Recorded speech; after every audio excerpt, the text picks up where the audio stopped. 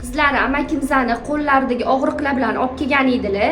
Amakimiz shifo topayotganlarini ko'rib, xolamiz ham lecheniya oldilar bizda. 3 kunlik muolajadan keyin fikrlarini eshitamiz. Men Adelova Mupixa 58-yilman.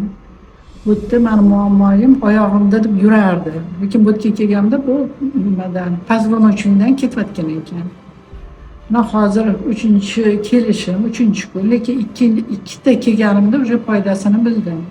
Buni bizani yaqin kelinimiz Nargiza kelgan edilar. Ular tavsiya qildilar. Keyin o'zimni kuyovim keldilar, Jahongir. Ular ham 3 kunda muammolari hal bo'ldi.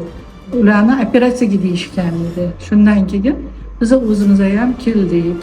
Men ham poзвоночник tekshirmasdan постоянно operatsiya deyilgan. 2-3 marta operatsiyadan qaytganman.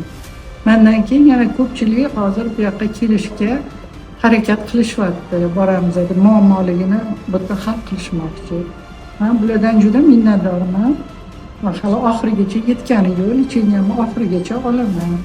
Sizlarga ham tavsiya qilgan bo'lardim. Natijalarni eshitdinglar. Sizlarning yaqinlaringizda, o'zingizda shunaqa doimiy og'riqlar bo'layotgan bo'lsa, skelet klinikasiga kelishingiz mumkin.